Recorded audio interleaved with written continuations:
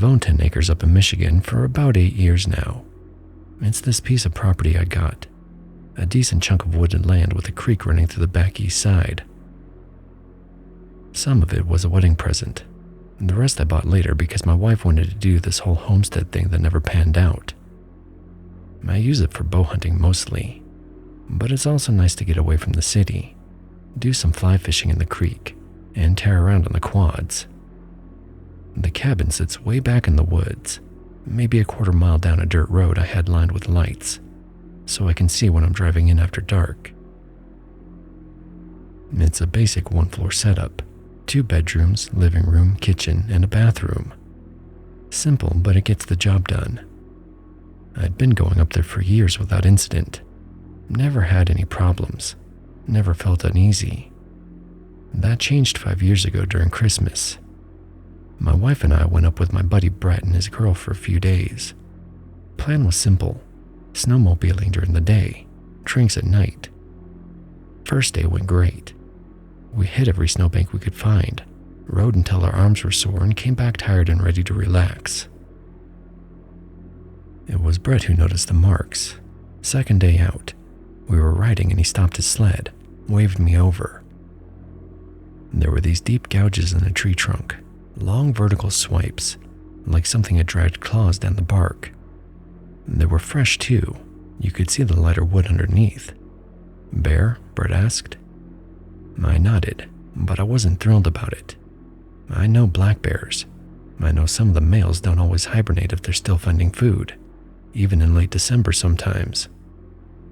Still, I figured as long as we didn't mess with it, it wouldn't mess with us. It put me on edge for the rest of the ride, though. That night, we settled in for drinks. Brett poured the first round. We were sitting in the living room talking, and that's when we heard it. There was a sound outside, somewhere between a howl and a scream. Not quite coyote, not quite anything I recognized. We all stopped mid-conversation and looked at each other. "The hell was that?" my wife asked. I shrugged it off. "Probably just a fox or something," I said. Brett topped off our drinks and we went back to talking, but I could tell everyone was a little rattled. I had never heard anything like that before, so it did make me a bit nervous even though I didn't show it. About 20 minutes later, before any buzz even kicked in, something slammed into the side of the cabin, hard enough that we all heard it clear as day. Then I saw something. I was facing the window and the streak of brown fur flashed past. Too fast to make out what it was. "You see that?" I said. Brett was already on his feet. "Yeah, what the hell was it?" he asked. Maybe it was stupid. Maybe it was the alcohol making us braver than we should have been. But both Brett and I wanted to know what was out there. I grabbed 2 crossbows from the closet and dug out my night vision goggles. They're these old cheap ones I kept at the cabin, since I sometimes hunt coyote at night. The girls locked themselves inside and told us not to do anything dumb. Outside, I picked up the tracks pretty quick. They confused me right away. They looked like dog prints, but they were huge, bear-sized, maybe even as big as a human footprint. I've tracked plenty of animals on this land, and these didn't sit right. We followed them for about 15 minutes. That's when things got weirder. The tracks started changing. At first they were normal 4-legged spacing, like you'd expect from any wild animal. But then they started spreading out, spacing more like something walking on 2 legs. "You seeing this?" Brett whispered. I didn't answer. I just kept following. Another 20 minutes and the tracks led us to the edge of my property. They disappeared into the neighboring woods. We stood there for a bit, staring into the dark, then decided we'd had enough. Time to head back, pour another drink and forget about it. We were halfway back when Brett stopped. "There," he said, pointing into the trees. I handed him the night vision goggles. He stared through them for about a minute, then handed them back. "I don't know what that is. You tell me." It took me a second to find it. When I did, my stomach kinda knotted. There was something behind a tree about 40 yards out. It was hunched down, half hidden, but I could see its head. The skull was massive, bigger than any dog or wolf I'd ever seen. It was just sitting there, watching us the same way we were watching it. I tried to get a better look at the body, but the tree blocked most of it. I would have sworn it was some kind of dog if not for the size. Then we heard the girls calling for us. They'd gotten worried and come outside with flashlights. The thing stood up. I barely caught the movement through the goggles before the girls' lights washed out the night vision. My goggles were old and couldn't handle the bright light interference. By the time I pulled them off, the thing was gone. I heard it running, crashing through the brush. The thing that gets me, though, is when it stood up, it had to have been on 2 legs. The way it moved and how tall it got, there's no way it was running on all 4s. Then we heard that scream howl again, farther away this time. The girls met us halfway. They wanted to know what we were doing and why we'd been gone so long. I didn't know what to tell them. I still don't.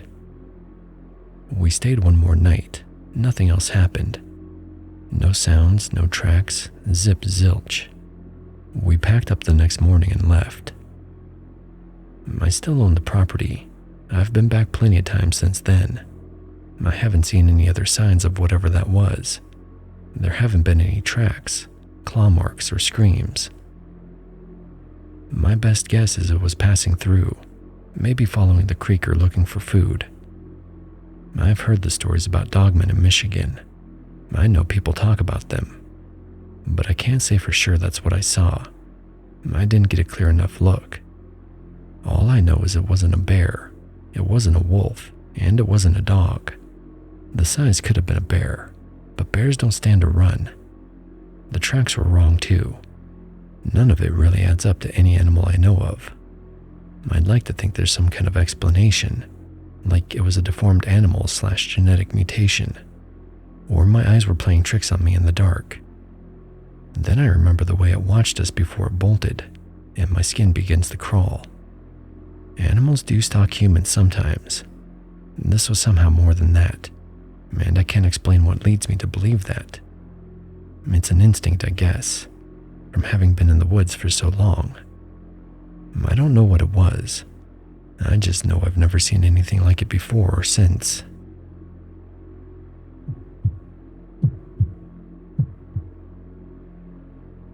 Two Christmases ago, my family and I rented a cabin in Ruidoso, New Mexico for a week.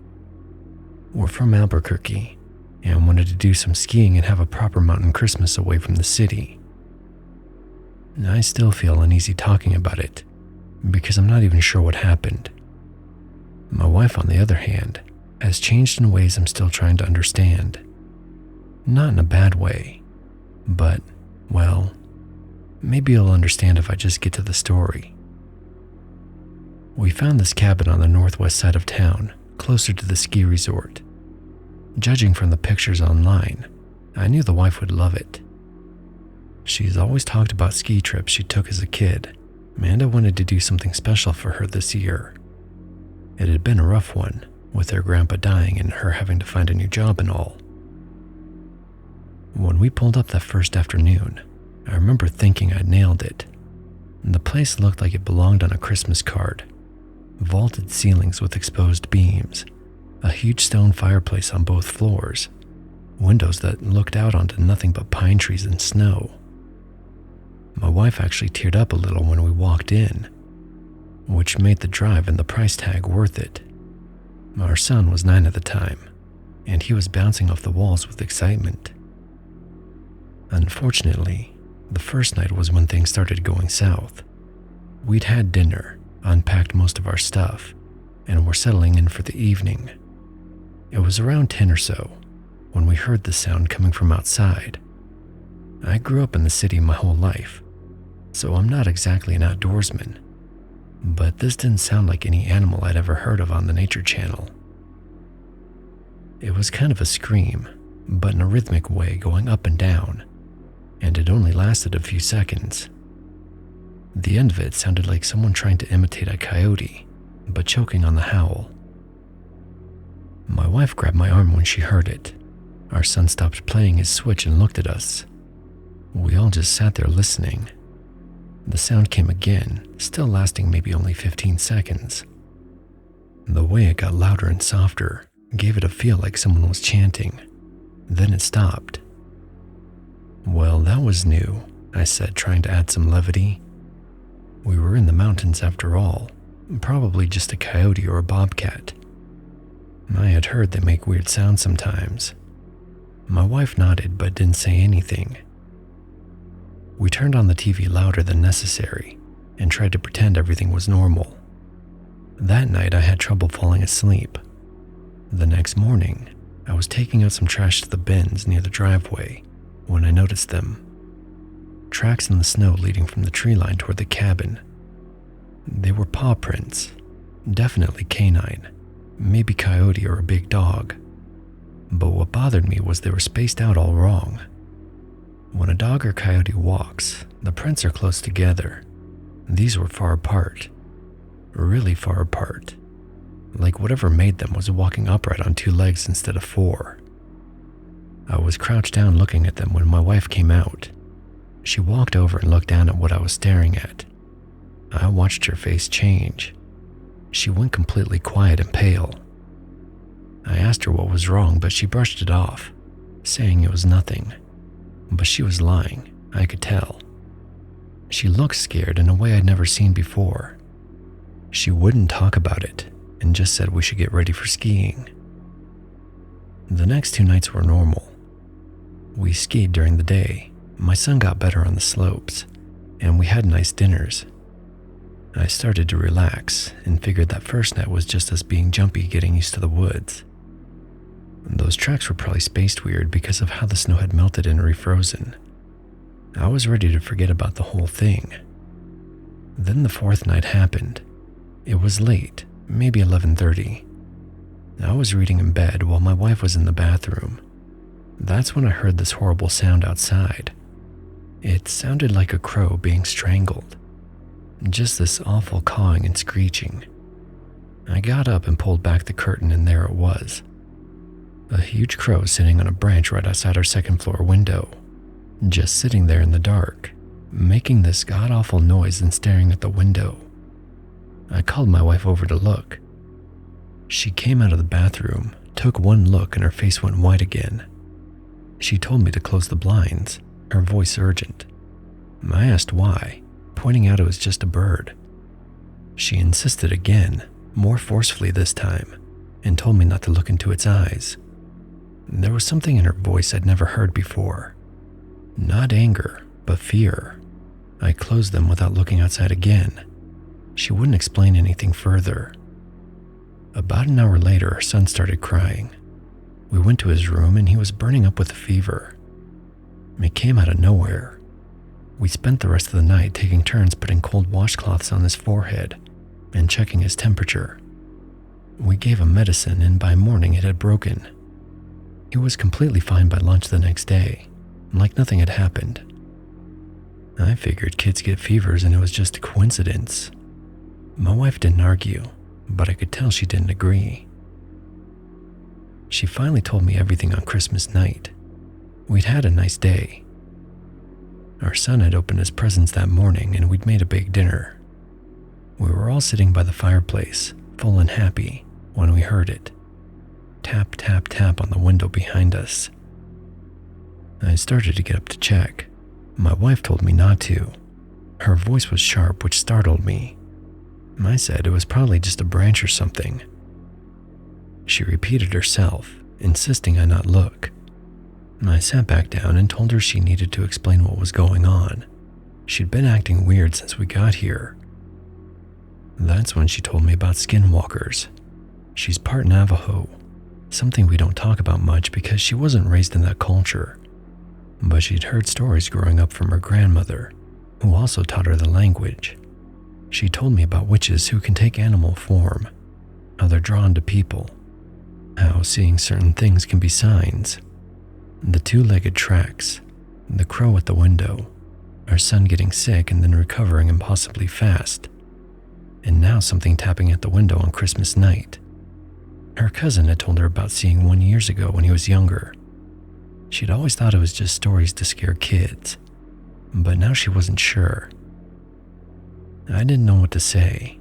Part of me wanted to laugh it off, but my wife was genuinely scared, and she's not someone who scares easily. She's an ER nurse and has seen the worst of things. We didn't check the window. We put our son to bed early and locked every door and window in the cabin. That night, I had the worst dream of my life. My wife was standing at the foot of our bed, but her head wasn't hers. It was a coyote's head, fur and snout and yellow eyes, sitting on her human body. She opened her mouth and that same scream howl sound came out. She lunged at me and I woke up covered in sweat, gasping for air. My wife was asleep next to me, normal and human. I checked on her son. He was fine. The next morning was checkout. I'd never been so happy to leave a place in my life. I loaded up the car faster than I've ever packed anything. My wife kept looking back at the cabin as we drove away. That happened 2 years ago now. Nothing strange has happened since. Our son doesn't remember much about the trip except the skiing. But my wife has changed. She calls her grandmother a lot now, having long conversations in Navajo that I can't understand. She's started wearing the small leather pouch around her neck that her grandmother sent her. She won't tell me what's in it. When I ask about it, she just says it's tradition and changes the subject. I still don't know what to think. Maybe it was all coincidence. Weird animal sounds, strange tracks, a random fever and a bad dream. Or maybe my wife is right, and there's something out there in those mountains that we don't understand. Something that walked on 2 legs and tapped on our window on Christmas night. I don't think we'll be going back to Ruidoso anytime soon.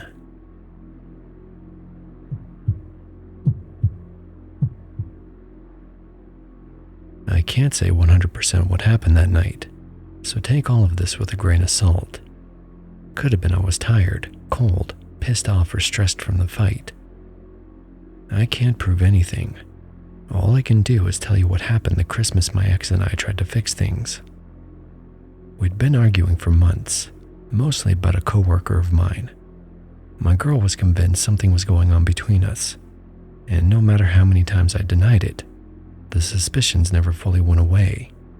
She had been cheated on by a past boyfriend, and looking back at it, I don't think she was over it yet. Her sister suggested a cabin trip, neutral ground, fresh start. So we booked a little place way up north in Wisconsin, a small older rental tucked into a stand of pines with a frozen creek behind it. It was quiet, isolated, and pretty in its own sort of rustic way. The first night was nice. The second was okay. The third is when she brought up the coworker again. I don't even remember how it started. Something small spiraled into something big. I felt cornered, accused, and worn down. I snapped. I shouldn't have. I'll own that. But I did. I grabbed my coat and walked out without my phone, my gloves, or a plan. I just needed air. I needed space that wasn't filled with tension. When I stepped off the porch, the cold hit me hard. The kind that climbs straight through your clothes and settles into your bones. I was too pissed off to care, though. I marched into the dark like I was trying to stomp the whole argument into the snow. The cabin sat near deer trails that wound through the woods. We'd taken a short walk earlier that day. I figured I'd follow that same route until I cooled off. For the first 10 minutes, anger kept me warm. I was rehearsing things in my head. What I should have said, what I shouldn't have, how I didn't deserve to be accused all the time. You know the deal. A whole made-up argument in my head. And then, at some point, it all just fizzled. My breathing slowed, the cold took over, and I realized I didn't recognize a single tree around me. I turned in a slow circle. Pines, spruce, and shadows. Everything looked the same. I muttered to myself that it was no big deal. I'd just follow my footprints back. But when I started looking for them, the snow didn't match what I remembered. There were indentations, but they all stretched off in multiple directions. Some were half filled by wind. Some were sharp and deep, like something heavy had stepped in the same spot. I crouched down, trying to piece together which trail was mine. That's when I noticed the silence. Winter forests aren't like summer forests. There are no insects. Most animals are hiding or hibernating. It became oppressive, and I could hear the blood flowing in my ears. I stood there for a while listening. The longer I listened, the more isolated I felt. I hadn't brought my phone, so no flashlight, and no idea which way the cabin was. Then I heard it, a long sliding sound, somewhere out in the dark. It reminded me of a piece of wood being pulled slowly across rough bark. I turned my head toward it, but the direction was impossible to pin down. With everything being empty and the snow bouncing sound around, everything echoes. It could have been 20 feet away, or 100. I told myself it was probably a tree settling, or snow falling somewhere. A minute passed, then it happened again, this time from a slightly different angle. I spun around and there was nothing behind me except the dark shape of trees blending together. I started walking again, picking the set of footprints that seemed most familiar. My boots slid a little as I stepped into one of the deeper impressions. It didn't look like a normal step, more like something had dragged or pressed through it. The slide came again, and this time I caught the tail end of movement, something tall and narrow disappearing behind a tree. I had no clue what it could have been, something blown by the wind probably. The darkness behind the trees was thick. There was no moon and heavy clouds had swallowed the sky, threatening more snow. I turned back toward the trail, and then it hit me. The sliding sound stopped when I was facing that direction. I tested it out. I turned slowly, watching the trees, and sure enough, I didn't hear anything. After a few seconds, I turned back toward my footprints. The sound came back, and I snapped around and caught it again. Something dipping behind a trunk. Human height, maybe a bit taller. Incredibly thin, too. Almost like a stretched out silhouette. I got a little nervous, but weirdly enough, I wasn't terrified yet. I told myself it could be a deer, or someone else walking who didn't want to startle me. My main concern was getting back to the cabin. Whatever I had seen could wait. It didn't seem like an immediate threat at the time. I kept following my tracks.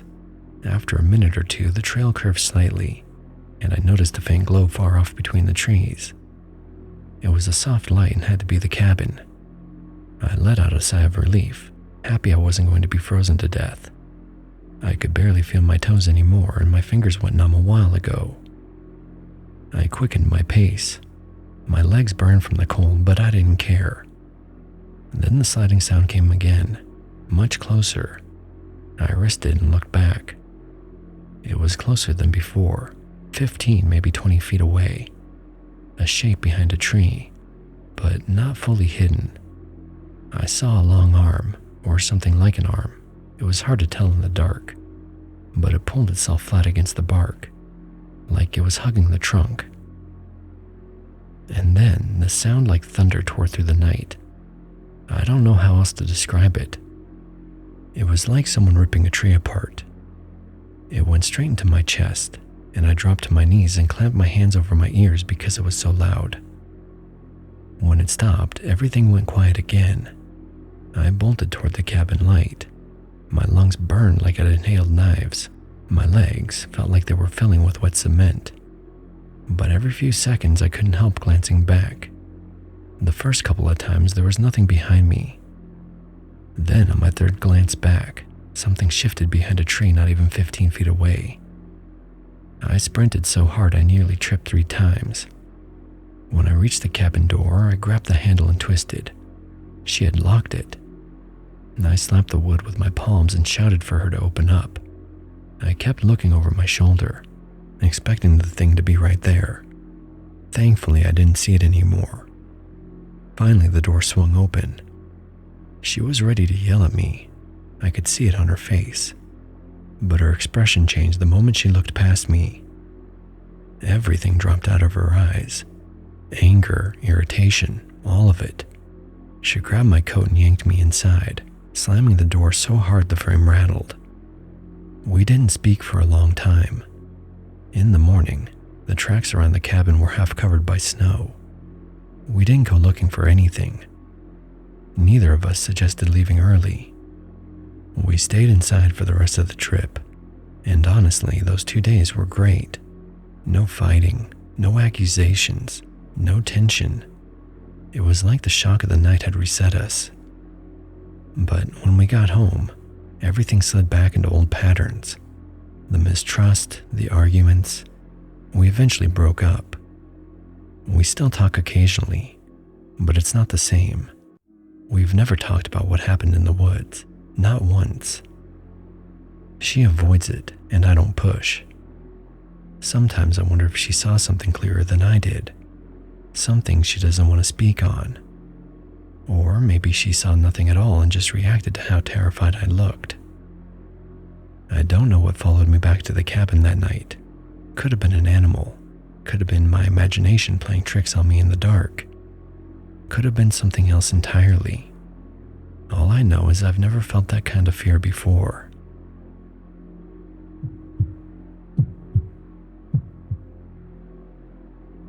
Three years ago, my brother and I were driving out to my aunt's place.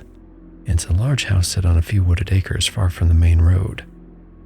My uncle somehow struck it rich during the dot-com boom of the 90s and managed to survive the crash, so their place was absurdly well stocked, almost like a small private lodge. I hadn't seen my brother in months. We'd drifted apart. He'd been away at college, and I was busy starting my own career. The usual life gets in the way stuff. The drive out was quiet at first, only the sound of tires on packed snow and the occasional hum of the heater. Neither of us were talking much. The snow started lightly, then gradually worsened as we drove deeper into the countryside. It muffled everything, swallowed the headlights, and made the world outside the windshield feel unreal. By the time we were a few miles from the main road, visibility was dropping fast. At one point, the car hit a patch of ice. It slid slowly. The brakes weren't doing anything, and we watched in slow motion as we crashed into the snow pile on the side of the road. It was funny because we had enough time that my brother looked at me and said something like, "Well, it looks like we're doomed." Once we hit and then gathered ourselves, my brother jumped out to push, trying to free it from the shallow ditch it had settled into. The ice was stubborn, and we were hung up on something. No matter how hard he leaned, how much he shoved, the car wouldn't budge. My brother hopped back in the car and tried to get service on his phone. The storm must have blocked the signal because neither of us had any bars. He's the one that heard it first. "Shh," he said. "Do you hear that?" At first, I thought it was the wind, the way it whistled through the trees, or maybe just my imagination. But the sound carried across the snow. If I hadn't known better, I would have thought it was an old woman calling for help. I squinted into the swirling storm, trying to see past the flurries, but visibility was like pea soup out there. We ran the engine intermittently to stay warm and to save on gas. The road to my aunt's isn't a private road, but not many people use it. We didn't know how long we'd be stuck out there. I'd say about 20 minutes later, the voice returned. It was clearer now, and I realized it wasn't very human sounding. It was layered, repeating phrases I didn't understand, and sounded almost like it was imitating some of the sounds from the car itself. "Probably someone stuck out in the storm," I said. My brother shook his head. "If someone's really out there calling, they wouldn't be making car sounds. That's just strange." We huddled inside the car. It felt like forever. The storm outside made the world feel small and quiet, like we were trapped in a bubble of snow and cold. Then we heard footsteps. My brother whispered, "That's not a person." I pressed my forehead against the window, trying to see outside. A silhouette, tall and gaunt, moved between the trees at the edge of the headlights. It was pacing back and forth. Then the voice returned. This time, it sounded like us. our words or something close to it. It seemed like it was trying to get them to come out right. It would mispronounce some words, and sometimes half the sentence would be in my voice, and the other half in my brother's. I don't think it knew we could hear it, and it was practicing. We stayed low in our seats, holding our breath, trying not to make a sound. The shape outside kept going around us in slow circles, pacing, pausing, shifting, and then moving again. My eyes were just above the driver's side window watching it, but the fog on the window and the snow outside made it impossible to tell what it really was. A long time passed, and the sun was starting to set. It must have felt that it finally figured out who to sound like, because we heard my brother's voice outside calling for help. Then, faintly, lights appeared through the white haze. A snowplow was coming down the road, its high beams cutting through the storm. The engine's low hum seemed impossibly loud after the quiet we had endured.